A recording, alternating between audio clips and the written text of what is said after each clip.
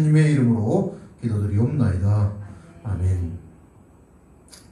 말씀 보겠습니다. 말씀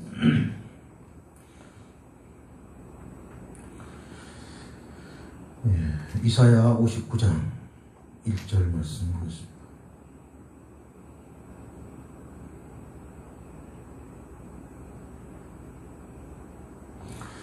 이사야 59장 1절 말씀 함께 합독으로 말씀 보겠습니다. 여호와의 손이 짧아 구원하지 못하심도 아니요 귀가 둔하여 듣지 못하심도 아니라. 아멘. 오늘 말씀 제목은 하나님의 도움과 회개. 하나님의 도우심을 다 받기를 위해서 기도하고 우리 모두가 다 하나님의 도움받고 살기 위해서 기도합니다. 그런데 오늘 제목은 하나님의 도움과 회개인데 하나님께서 도와주실 때에는 먼저 전제가 되는 먼저 돼야 되는 문제가 있다. 죄의 문제가 해결돼야만 하나님의 도우심을 받을 수 있다는 겁니다. 오늘 본문 말씀에 1절로 2절에 여호와의 손이 짧아 구원하지 못하심도 아니요 귀가 둔하여 듣지 못하심도 아니라 이렇게 말하고 있고, 하나님 능력이 부족해서 우리를 못 도와주시는 것이 아니다. 하나님과 우리 사이의 죄악 때문에 그렇다라고 얘기했습니다. 또 이사야 59장 3절로 8절 말씀에 보면 이스라엘 백성들이 지은 죄에 대해서 쭉 얘기하고 있습니다. 그들의 손으로부터 시작해서 그들이 구분기를 갔다까지 쭉 그 죄악들을 열거해 놓았습니다. 그래서 이 죄악들 때문에 하나님과 우리 사이가 갈라져서, 이스라엘과 하나님 사이가 갈라져서 하나님의 도움을 받지 못한다 하고 이사야서는 말씀하고 있습니다. 그래서 우리에게 있어서 하나님의 도움을 받지 못하는 것, 이것은 죄의 문제 때문이다. 우리 죄의 문제가 해결돼야만 하나님의 도움을 받을 수 있다. 왜 우리가 그럼 꼭 굳이 하나님의 도우심을 받아야 되느냐? 시편 127편 1절 말씀에 보면 여호와께서 집을 세우지 아니하시면 세우는 자의 수고가 헛되며 여호와께서 성을 지키지 아니하시면 파수꾼의 깨어있음이 헛되다. 집을 세우는 사람도 하나님의 도우심이 없으면 헛일이고, 성을 지키는 사람도 하나님께서 도우지 아니하시면 그것도 헛일이다. 다시 말하면 인생의 모든 수고가 하나님의 도움이 없으면 다 헛된 것이다 라고 말하겠습니다. 그러므로 우리는 꼭 하나님의 도우심이 필요하다. 그러기 위해서 우리가 죄의 문제를 해결해야 된다. 죄의 문제가 해결되는 이유, 우리가 복받기 위해서, 도움받기 위해서 그런 게 아니고, 사실은 그보다 더 중요한 게 있습니다. 하나님과 우리의 관계가 회복되기 위해서 죄의 문제를 해결받아야 돼요.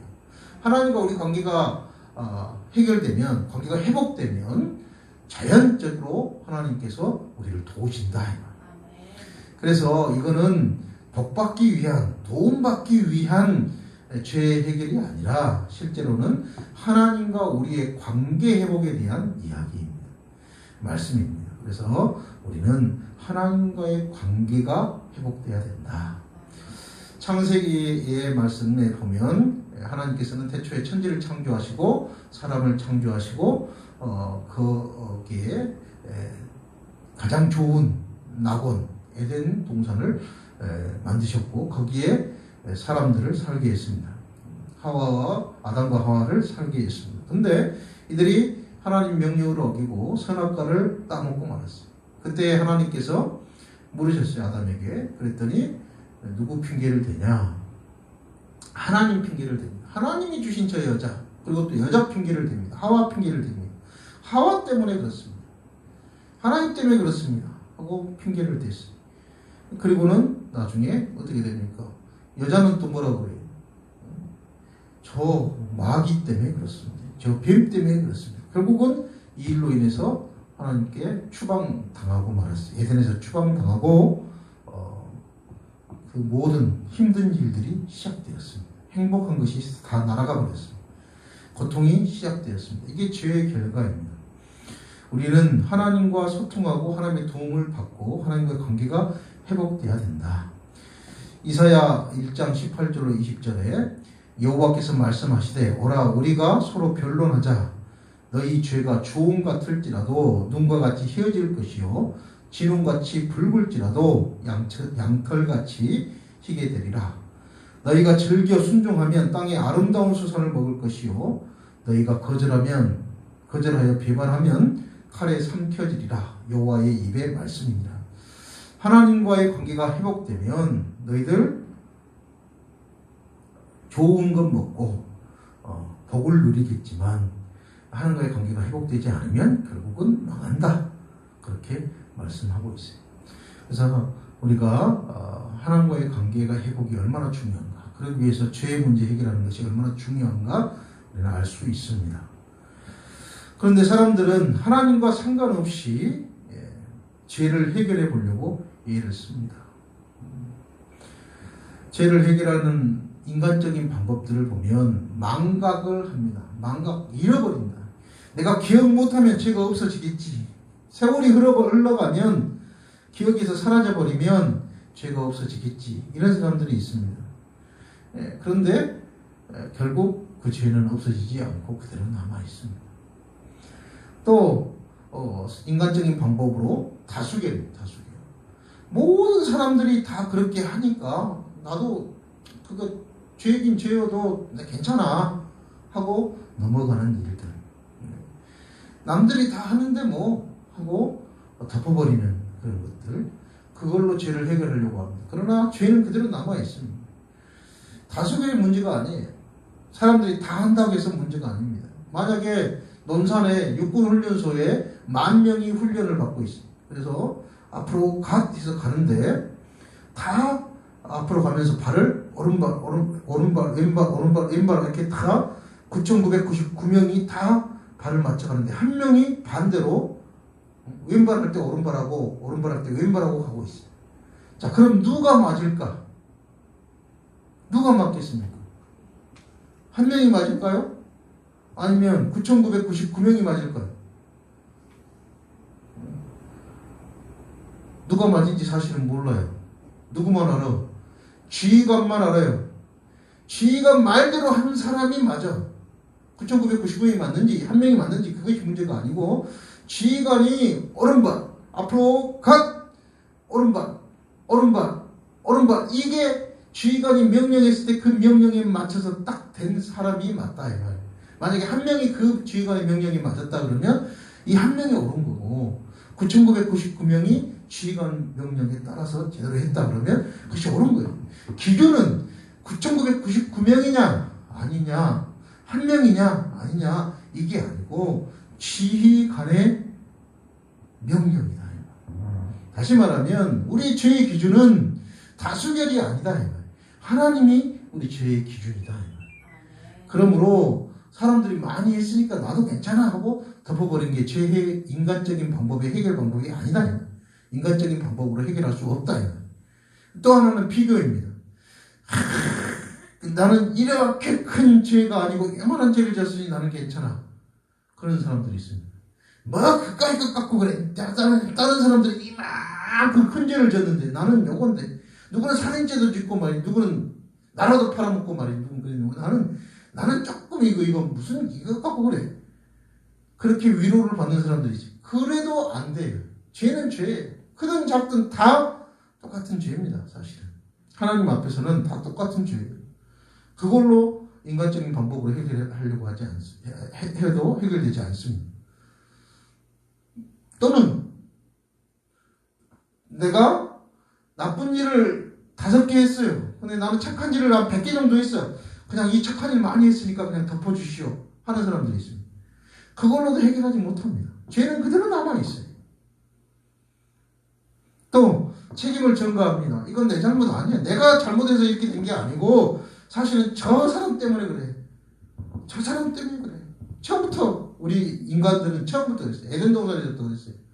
하나님 때문에, 하나님 준 저 여자 때문에 내가 죄를 지었어요. 아담이 그래. 하와는 또 그래. 저 뱀 때문에 그랬어요. 늘 사람들은 남에게 전가를 하고 내가 죄가 없다고 그래. 저 사람 때문에 그랬어. 대개의 경우 아이들은 되게 이렇게 얘기합니다. 너 왜 그랬어? 저 누구 때문에 그랬어요? 이렇게 얘기합니다. 그것도 죄의 문제를 해결하는 방법이 아닙니다. 그대로 남아 있습니다. 인간적인 방법으로는 죄를 없앨 수 없어요. 아무리 노력해도 안 된다. 그래서 에레미야서 2장 23절에 이렇게 말씀합니다. 주 여호와의 말씀이니라 네가 잿물로 스스로 씻으며 네가 많은 비누를 쓸지라도 네 죄악이 네 앞에 그대로 있으리니. 아무리 좋은 세제로 닦아내고 좋은 비누를 써서 닦아내도 네 죄악은 그대로, 네가 인간적인 방법을 다 동원해도 죄는 그대로 있다. 이사야서의 말씀이에요. 그리고 에레미야서 13장 23절에 보니까 구수인이 그의 피부를, 표범이 그의 반점을 변하게 할 수 있느냐? 할 수 있을진데 악에 익숙한 너희도 선을 행할 수 있으리라. 이 말 뜻은 뭐냐면, 흑인이 자기 피부 색깔을 혹시 바꿀 수 없지만 혹시 노력해서 바꾼다 할지라도, 표범이 자기 무늬 색깔을 바꾼다 할지라도, 그럴 일이 없지만 혹시 그렇게 된다 할지라도 너희들이 죄를 없앨 수 없다. 그 말씀이에요. 우리 인간적인 방법으로는 죄를 처리할 수 없다. 죄를 처리하기 위해서는 어떻게 해야 되느냐? 죄가 해결돼야만 하나님과의 관계가 해결되고 하나님의 도움을 받는데 우리가 어떻게 해야 죄가 해결되느냐? 그것은 첫째로는 예수 그리스도의 보혈로만 죄사함을 받을 수 있다. 예수 그리스도의 보혈. 에베소서 1장 7절에 우리는 그리스도 안에서 그의 은혜의 풍성함을 따라 그의 피로 말미암아 속량 곧 죄사함을 얻었느니라. 속량을 얻었다, 죄사함을 얻었다. 이 속량이라는 표현은 뭐냐면요, 너희나 죄수가 자유롭지 못한 몸이잖아요. 근데 그 사람들에게 누군가가 돈을 지불해서 그 사람들을 노예에서 해방시켜주고 죄에 인해서 죄에 갇혀있는 몸에서 풀려나게 해줬어요. 이것을 그때 주는 돈, 이것을 속량이라고 해요. 속전, 속량이라고 얘기해요. 우리가 죄에 매여 있어요. 우리 인생들은 태어나면서부터 죄에 매여 있습니다. 원죄, 아담과 하와 이후로 쭉 내려오는 원죄가 있고 태어나면서 살면서 지은 자범죄가 있어요. 이 죄는 절대 해결되지 않습니다. 그런데 이 죄를 해결할 수 있는 방법은 예수 그리스도의 보혈이다. 구약시대에는 짐승의 피를 흘려서 대신 그 피를 하나님 받으시고 내 죄를 용서해 주세요 하고 제사를 지냈습니다. 그리고 죄를 지을 때마다 짐승을 죽여서 그 피를 하나님 앞에 드렸습니다. 그러면서 내 죄를 이 짐승이 대신 피 흘렸습니다 하고 거기 속량을 했습니다. 그런데 이후에는 예수 그리스도의 피가 단번에 우리를 깨끗하게 했어요. 한 번으로 모든 죄가 다 해결됐습니다. 그래서 우리는 예수님의 보혈을 붙잡아야만 한다. 2차 세계대전 때 일본 군들이 태국에 가서 전쟁을 합니다. 근데 이 태국에서 이 동남아를 다 차지하기 위해서 태국의 콰이아 강을 이렇게 건너야 돼요. 군수 물자를 수송해야 되는데 강이 콰이아 강이 막고 있으니까 여기에 다리를 놨습니다. 누구를 데리고 다리를 놨냐 그러면 영국 포로들을 시켜서 연합군 포로들을 잡아다가 그 포로들을 통해서 이 콰이아 강 다리 공사를 시켰어요. 근데 한 번은 일본군의 그 중요한 장비가 하나가 없어져 버렸어요. 그래서 일본군들이 이 영국군 포로들을 싹 이 넓은 연병장에 모아놓고 이제 말합니다. 누가 장비를 숨겼느냐? 빨리 내놓지 않으면 전부 다 죽이겠다. 여기 있는 모두를 다 사살해버리겠다. 죽이겠다. 자, 이제부터 카운트를 할 때 숫자를 셀 테니까 열을 셀 동안에 나와라. 누구냐? 그랬더니 한 명 영국 병사가 손을 들고 나왔습니다. 납니다. 그래서 그 자리에서 총살당했어요. 어디 있느냐? 그러니까 제가 그 장비를 훔쳐다가 강물에 던져버렸습니다. 그 자리에서 총살당했어요. 그리고 나머지 모든 영국군 포로들은 살았습니다. 그런데 그 다음날 일본군 막사에서 난리가 났어요. 야야, 그 장비가 저기 창고 안에 제일 안쪽에 들어있더라. 사람들이 눈덩어리지. 그러냐? 그 한 명 때문에 우리가 그 한 명이 아니었으면 영국군 포로 전부를 다 죽일 뻔했다. 예수님의 피, 한 분, 죄 없으신 분 예수님의 피가 우리 모두의 죄를 다 용서하고 우리를 살렸다. 우리는 이사야서의 말씀에, 이사야 53장의 말씀에 고백을 하잖아요. 그는 실로 우리의 질고를 지고 우리의 슬픔을 당하였거늘 우리는 생각하기를 그는 징벌을 받아 하나님께 맞으며 고난을 당한다 하였노라. 그가 찔림은 우리의 허물 때문이요 그가 상함은 우리의 죄악 때문이라. 그가 징계를 받음으로 우리가 평화를 누리고 그가 채찍에 맞음으로 우리는 나음을 받았도다. 우리는 다 양 같아서 그릇 행하여 각기 제 길로 갔거늘 여호와께서는 우리 무리의 죄악을 그에게 담당시키셨도다. 이렇게 고백하면서 예수님이 우리의 모든 것을 다 짊어지셨으니 우리가 자유함을 누립니다 하고 얘기하는 것이다. 예수의 보혈이 우리의 죄를 씻고 우리의 죄의 문제를 해결하신다. 그 보혈을 우리는 믿는다. 그래야 보혈의 능력이 우리에게 온다 하는 것입니다. 그리고 죄를 용서받을 수 있는 방법은 뭐냐? 예수의 보혈로 다 되느냐? 아니, 거기에 또가 포함된 것이 뭐냐? 우리가 죄를 고백해야 돼요. 죄를 자백해야 돼요. 그래야 죄사함을 받습니다.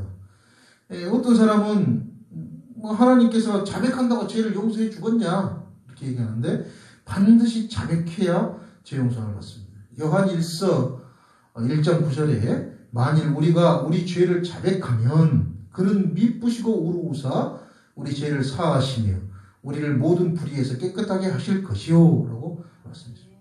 우리는 하나님 앞에 반드시 죄를 고백해야 된다. 이게 중요해요. 고백해야만 용서함을 받는 거예요. 한 가족이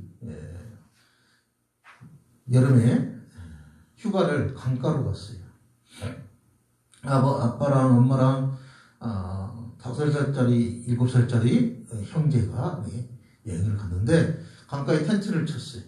그리고 아빠랑 엄마랑은 여기에서 식사 준비를 하고 아이들에게 말합니다. 형제에게 7살짜리, 5살짜리에게 말합니다.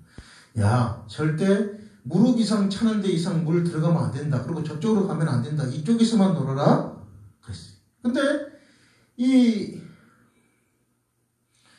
7살짜리가 나는 괜찮아 하고 동생이랑 놀다가 그만 가지마 하는 쪽으로 들어갔어요. 근데 거기에 푹 땅이 갑자기 깊어져가지고 물에 휩쓸렸어요. 그래가지고 물에 막 들어갔다 나갔다 난리가 난 거예요. 근데 이 엄마가 안 보여. 엄마 아빠 있는 쪽에서 보면 이쪽에서 놀아 그랬는데 애들이 안 보여. 이쪽으로 갔어요. 근데 5살짜리 아이가 형이 물속에 들어갔다 나갔다 하면서 소리치는 일을 봤어요. 그래갖고 어떻게 했냐? 이거 어떻게 하겠어요? 살릴 수가 없어. 소리치는 거야. 아빠! 형아! 아빠! 형아 물에 빠졌어! 형아! 우는 거야. 그래서 아빠가 그걸 보고 막 달려가서 7살짜리 아이를 꺼냈어요. 자, 누가 7살짜리 아이를 살린 거예요? 응? 누가 살렸어? 아빠가 살렸지. 아빠가 살렸어. 근데 결정적인 건 뭐예요? 5살짜리 아이의 외침이었어요. 마찬가지예요. 우리 죄 용서하면 하나님이 해주셔요. 그런데 거기에 결정적인 게 있어요. 내가 자백하는 것이 결정적이에요. 내가 자백해야 해결이 돼요. 죄가 용서를 받는다. 그래서 다윗이 이런 고백을 합니다. 시편에 보면 시편 32편에 보면 다윗이요 죄를 고백할 때 고백하기 전에 죄를 짓고 죄를 고백하기 전에 그 다음에 죄를 고백하고 그 다음에 그 결과 이렇게 시편 32편에 참회의 시라고 해서 이제 여기 써져 있는데 참회의 시 시편 32편 1절로 2절에 보니까 제사함을 받으면 얼마나 좋을까 그 말이 되어 있어요. 허물의 사함을 받고 자신의 죄가 가려진 자는 복이 있도다. 마음에 간사함이 없고 여호와께 정죄함을 당하지 아니하는 자는 복이 있도다. 죄 용서함 받으면 얼마나 좋을까 그렇게 다시 고백하고 있어요. 그런데 죄 용서함 받기 위해서 고백하지 않았어요. 그래서 3절과 4절에 보니까 다시 고통스러워합니다. 내가 입을 열지 아니할 때에 종일 씨름함으로 내 뼈가 쇠하였도다. 주의 손이 주야로 나를 누르시오니 내 진액이 빠져서 여름 가뭄에 마름같이 되었나이다. 내가 하나님 앞에 고백을 안 했더니 하나님 나를 막 짓눌러가지고 내 뼈가 쇠해지고 내가 막 진액이 막 다 빠져나가는 고통을 느꼈다. 그런데 5절에 가서 보니까 이렇게 돼 있어요. 내가 이르기를 내 허물을 여호와께 자복하리라 하고 주께 내 죄를 아뢰고 내 죄악을 숨기지 아니하였더니 곧 주께서 내 죄악을 사하셨나이다. 내가 하나님 앞에 죄를 고백했더니 하나님 사해 주셨네. 얼마나 좋아. 다시 그렇게 고백하는 겁니다. 진작 고백할 걸. 자복함이 있어야만 죄가 해결된다. 하나님은 미쁘셔서, 하나님은 믿었고 아름다우셔서 믿을만 하셔서 우리의 죄를 반드시 사해 주신다. 약속하신 대로. 그렇게 될 때 죄사함을 받은 사람들은 형통하다. 형통이란 건 다른 게 아니다. 형통과 불통의 차이는 뭐냐? 죄의 문제가 해결됐냐 해결되지 않았냐. 잠언 28장 13절에 자기의 죄를 숨기는 자는 형통하지 못하나 죄를 자복하고 버리는 자는 불쌍히 여김을 받으리라. 자복하고 회개해야만 불쌍히 여김을 받는다. 숨기면 해결되지 않는다. 그래서 우리는 죄를 숨김없이 자백해야 된다. 하나님께 자백할 때에 하나님 불쌍히 여겨주시고 죄사함을 주시는 줄로 믿습니다. 그래야 하나님의 도움을 받는다. 하나님과 우리 사이 관계가 회복되고 하나님의 도우심을 받는다는 거예요. 또 하나는 성경에서는 죄사함을 받기 위해서는 다른 사람을 용서해라 라고 말씀하고 있어요. 마태복음 6장 12절에 우리가 우리 죄 지은 자를 사하여 준 것 같이 우리가 우리에게 죄 지은 자를 사하여 준 것 같이 우리 죄를 사하여 주옵시고. 우리의 죄를 사하여 주옵시고. 어떻게 할 때? 우리가 우리에게 죄 지은 자를 사하여 줄 때 우리 죄를 사하여 주옵시고. 내가 죄 용서할 때 내 죄도 사하여 주시옵시고 고백하고 있습니다. 이건 예수님이 가르쳐주신 기도입니다.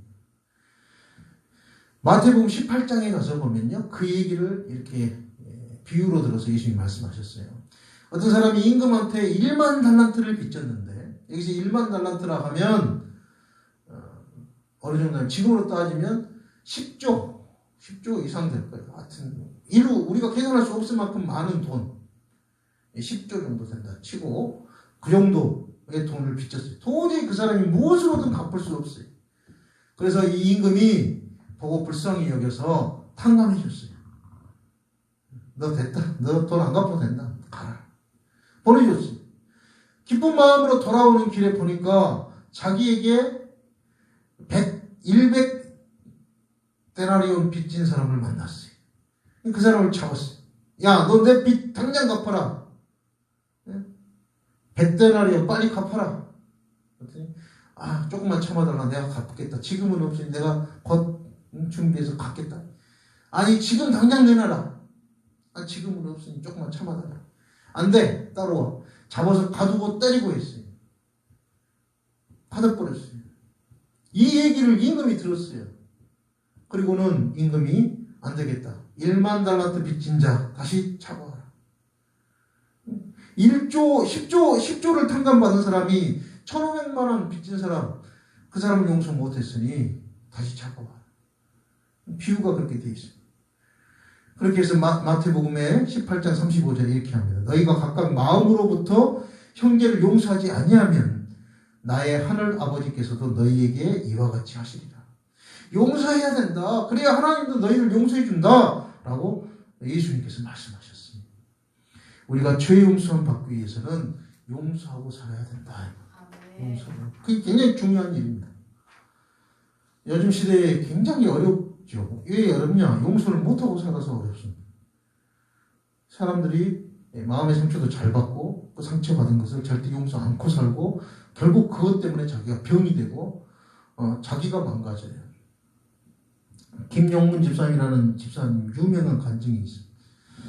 남편이요 결혼하자마자 얼마 안 돼가지고 도박 그 다음에 술 이거에 막 빠져가지고 집은 돌아보지도 않았어요. 그리고 그렇게 됐습니다. 그리고는 생활비도 안 줘요. 그래서 어떻게 했냐? 이 김용문 이분이 행상을 했어요. 머리에 물건을 이고 팔러 다녔어요. 근데 계속해서 이제 남편이 그렇게 속을 썩이니까 이 마음의 병이 들었어요. 근데 하루 잠자고 일어났는데 몸이 골반이 틀어져가지고 다리가 한쪽이 절름발이가 돼버렸어요. 그래서 그때부터 다리를 절었어요. 평생에 18년 동안을 다리를 절며 살았어요. 그러면서 행상을 했어요. 얼마나 불편했겠어요. 예전에는 뭐 차가 없고 뭐 구르마도 제대로 없고 그러니까 머리에 이고 이렇게 쩔뚝거리면서 그걸 팔러 다녔어요. 물건들. 그래서 생계를 했습니다. 그래서 얼마나 남편이 미웠고 원망스럽고 늘 마음속에 화가 가득 차 있고 그랬습니다. 근데 이렇게 살다가 너무너무 인생이 괴로워서 어떻게 하다가 교회에 가게 됐어요. 교회에 와서 말씀을 들었어요. 그리고 예수님이 우리 죄를 용서해 준 것을 듣게 되었어요. 그리고 우리도 또한 용서해야 된다는 말씀을 들었어요. 그리고 그날 마음속에 회개하는 마음이 들어왔어요. 아멘. 내가 내 남편을 그렇게 미워했습니다. 하나님 용서해 주세요. 하고 그렇게 회개 기도를 했습니다. 그리고는 눈물을 흘리고 속에 있는 걸 다 쏟아내고 그리고 집에 와서 잤어요. 근데 다음날 일어났더니 18년간 틀어졌던 이 다리가 정상이 골반이 제자리에 들어가서 정상이 됐어요. 그래가지고 그때부터 저르는 것이 없어졌습니다. 마음이 병들면 몸도 병든다. 우리가 죄 용서하지 않으면 그냥 용서 안 하고 마음속에 품고 있는 걸로 끝나는 게 아니고 우리 죄도 용서를 못 받고 우리 몸도 망가지고 우리 영도 망가지고 우리 마음도 망가집니다. 우리는 죄 용서를 하고 살아야 된다. 하버드 대학을 졸업한 졸업생 중에 브루크 앨리스라는 사람이 있습니다. 이 사람은 어려서는 아닌데 소녀 시절에 교통사고를 당했어요. 그래가지고 몸 밑으로는 마비가 돼버렸어요. 불수가 됐어요. 머리만 살아있고. 근데 이 사람이 하버드 대학을 들어갔어요. 그리고 차석으로 굉장히 높은 성적, 차석이면 2등을 한 건데 1등이나 준비 없이 그렇게 졸업을 했어요. 그래서 기자들이 가서 인터뷰를 했어요. 어떻게 이렇게 몸도 불편하신 분이 그렇게 했습니까? 그리고 당신 몸을 그렇게 만든 사람 생각 안 납니까? 그랬더니 이분이 앨리스가 하는 말이 이렇게 얘기합니다. 나는 그 사람 용서한 지 오래됐습니다. 그래서 내가 지금 하버드 대학을 이렇게 졸업할 수 있는 거예요.